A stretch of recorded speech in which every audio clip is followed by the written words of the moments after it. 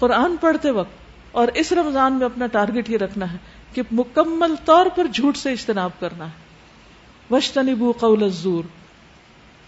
اور پھر جہنم میں نہ صرف یہ کہ ابلتا پانی اور بہت سے اور عذاب ہوں گے، بلکہ بختی اونٹوں کی گردنوں جیسے سانپ ہوں گے، یعنی بہت موٹے موٹے، جو اگر ایک بار کسی کو ڈس لے تو 40 سال تک ان کا زہر محسوس ہو. اور جہنم میں خچروں یعنی گھوڑوں جیسے بچھو ہوں گے، جو ایک بار کسی کو ڈس لے تو 40 سال تک ان کا زہر محسوس ہوتا رہے. تو اس لیے معاملہ کوئی معمولی نہیں ہے. جھوٹ کو تو اپنی زندگی سے نکالنا ہی نکالنا ہے. کیا ہوا وقتی طور پر ماں باپ ناراض ہو جائیں گے، استاد ناراض ہو جائیں گے، کوئی ہم سے ناراض ہو جائے گا، کوئی فائدہ ہمیں حاصل نہیں ہوگا، اللہ سبحانہ وتعالیٰ اس کے بدلے میں اس سے بہتر چیز عطا کرے گا. لیکن جھوٹ سے نکلنا ہے کیونکہ یہ ہماری آخرت کے لیے نہایت نقصان دہ ہے. وَإِذَا قِيلَ لَهُمْ لَا تُفْسِدُوا فِي الْأَرْضِ قَالُوا إِنَّمَا نَحْنُ مُصْلِحُونَ.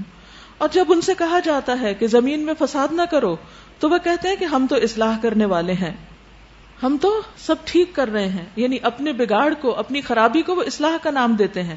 خبردار، حقیقت میں یہی لوگ مفسد ہیں مگر انہیں شعور نہیں، سمجھ نہیں، کیونکہ دل مریض ہے، سوچنے سمجھنے کی صلاحیت نہیں. اور جب ان سے کہا گیا کہ جس طرح دوسرے لوگ ایمان اسی طرح تم بھی ایمان لاؤ، یعنی صحابہ کی طرح، سچے مخلص مومنوں کی طرح، تو انہوں نے یہی جواب دیا، کیا ہم بے وقوفوں کی طرح ایمان لائیں؟ یعنی صحابہ ان کی نظر میں بے وقوف تھے کیونکہ وہ جھوٹ نہیں بولتے تھے.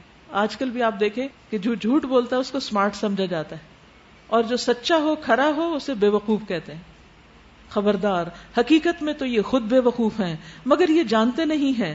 جب یہ اہل ایمان سے ملتے ہیں تو کہتے ہیں کہ ہم ایمان لائے، اور جب علیحدگی میں اپنے شیطانوں سے ملتے ہیں تو کہتے ہیں اصل میں تو ہم تمہارے ساتھ ہیں، یعنی اپنے لیڈرز کے ساتھ وفاداری کا اظہار کرتے ہیں اور ان لوگوں سے محض مذاق کر رہے ہیں.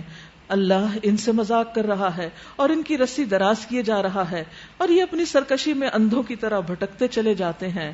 یہ سمجھتے ہیں کہ دنیا میں اگر ان کو وقتی طور پہ فائدے ہو رہے تو اس پر بڑے خوش ہو جاتے ہیں، حالانکہ یہ تو امہال ہے، مہلت ہے، اللہ سبحانہ وتعالیٰ کی طرف سے عذاب ہی کی ایک قسم ہے جس کو یہ پہچانتے نہیں. کیونکہ یہ حق کو نہیں پہچانتے تو اپنی سزا اور انجام کو بھی نہیں پہچانتے، اسی لیے حماقت میں مبتلا ہیں اور غلط رستوں پر دوڑتے چلے جا رہے ہیں. یہ وہ لوگ ہیں جنہوں نے ہدایت کے بدلے گمراہی خرید لی، مگر یہ سودا ان کے لیے نفع بخش نہیں اور یہ ہرگز صحیح راستے پر نہیں.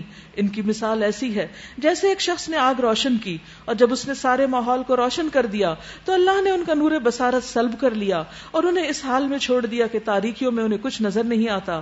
یہ بہرے ہیں، گنگے ہیں، اندھے ہیں، یہ اب نہ پلٹیں گے. جب روشنی ہوتی ہے تو ہر چیز کی حقیقت سامنے آ جاتی ہے. جب قرآن کا نور، دین کا علم سامنے آتا ہے تو ہمیں اپنی اچھائیاں برائیاں سب سمجھ آنے لگتی ہیں، اپنی غلطیاں نظر آنے لگتی ہیں.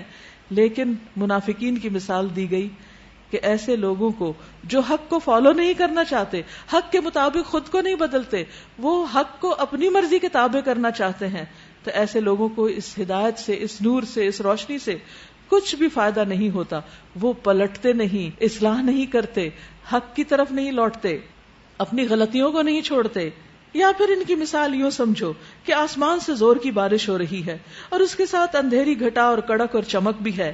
یہ بجلی کے کڑاکے سن کر اپنی جانوں کے خوف سے انگلیاں اپنے کانوں میں ٹھونس لیتے ہیں، اور اللہ ان منکرین حق کو ہر طرف سے گھیرے میں لیے ہوئے ہے. کچھ اور لوگ ہوتے ہیں جو ہدایت کا نور اور علم آنے کے باوجود بھی نہیں بدلتے. وہ لوگ ہوتے ہیں جو اس دین کو ایکسپٹ کرنے سے ڈرتے ہیں. کس سے ڈرتے ہیں؟ لوگوں سے ڈرتے ہیں، دنیا کے فائدے جانے سے ڈرتے ہیں کہ اگر ہم نے سچ بولنا شروع کر دیا تو ہمارا بزنس ڈاؤن ہو جائے گا، ہمیں اس جاب سے نکال دیا جائے گا، ہماری لوگوں کے اندر کوئی وقت نہیں رہ جائے گی، ہم لوگوں کے اندر جھوٹی شیخیاں نہیں بگاڑ سکتے اور اپنے آپ کو وہ ظاہر نہیں کر سکتے جو ہم ہیں نہیں.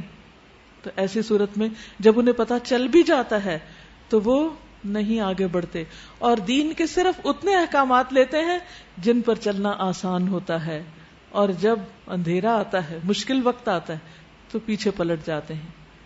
تو اللہ سبحانہ وتعالیٰ انہیں مہلت دیے ہوئے ہے. اللہ چاہے تو ان کی صلاحیت مکمل طور پر سلب کر لے، چھین لے، لیکن اللہ تعالیٰ ان کو موقع دے رہا ہے، شاید کہ یہ پلٹ آئیں.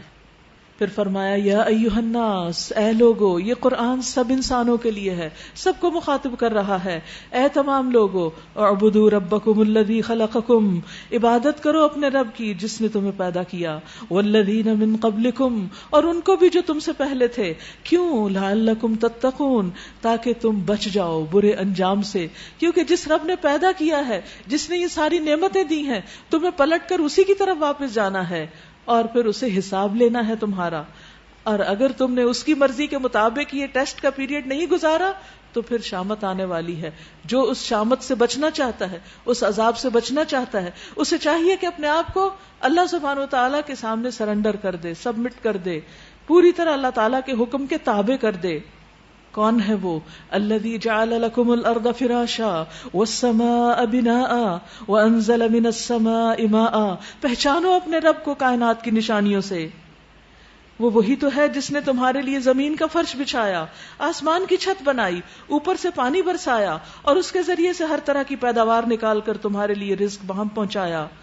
بس جب تم یہ جانتے ہو تو دوسروں کو اللہ کا مد مقابل نہ ٹھہراؤ، یعنی شرک مت کرو، کسی اور کو اللہ کی طرف مت اہمیت دو، کسی اور سے ایسی محبت نہ کرو جیسے اللہ سے کی جاتی ہے، کسی اور پر ایسا اعتماد مت کرو جیسے اللہ پر کیا جاتا ہے. توکل، انابت، رجوع، سب کا سب اللہ کے لیے، عبادت، سجدہ، دعا، آہوزاری اور سارے نیک اعمال صرف اپنے رب کے لیے، اور اسی کا نام عبادت ہے. وَإِن كُنتُمْ فِي رَيْبٍ مِّمَّا نَزَّلْنَا عَلَىٰ عَبْدِنَا، اور ہاں عبادت کرنے کے لیے تو پھر قرآن کی طرف رجوع کرنا ہوگا. اور اگر قرآن کے بارے میں تمہیں شک ہے تو پھر کیا کرو؟ اور اگر تمہیں اس بارے میں شک ہے کہ یہ کتاب جو ہم نے اپنے بندے پر اتاری ہے یہ ہماری ہے یا نہیں، تو اس کے مانند ایک ہی صورت بنا لو. چیلنج کیا گیا کہ یہ کہ قرآن سچی کتاب ہے، کوئی اور اس کے مقابلے میں ایسی کتاب نہیں لا سکا. کتاب تو کیا، ایک صورت بھی نہیں. تو پھر اپنے سارے ہم نواؤں کو جمع کر لو، بلا لو، سب کو، پوری دنیا کے اسکالرز کو اکٹھا کر لو، اگلوں پچھلوں کو اکٹھا کر لو، جن و انس کو اکٹھا کر لو، تاکہ اس جیسی ایک صورت بنا لو. اللہ کو چھوڑ کر باقی جس کی چاہو مدد لے لو.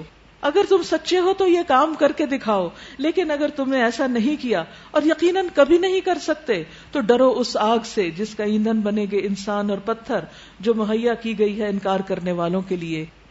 تو آج کی نئی نسل جو الحاد کا شکار ہو رہی ہے، جو ایتھیزم کی طرف جا رہی ہے، ان سب کے لیے پیغام ہے کہ اللہ نے تمہاری ہدایت کے لیے یہ قرآن نازل کیا ہے اور کوئی آج تک اس جیسا کلام نہیں لا سکا. لہٰذا اس کو پڑھو، اس کو سمجھو اور کائنات کی نشانیوں میں غور کر کے اپنے رب کو پاؤ اور اپنے آپ کو اس کے حکم کے تابع کر لو، اس کا فرما بردار بنا لو.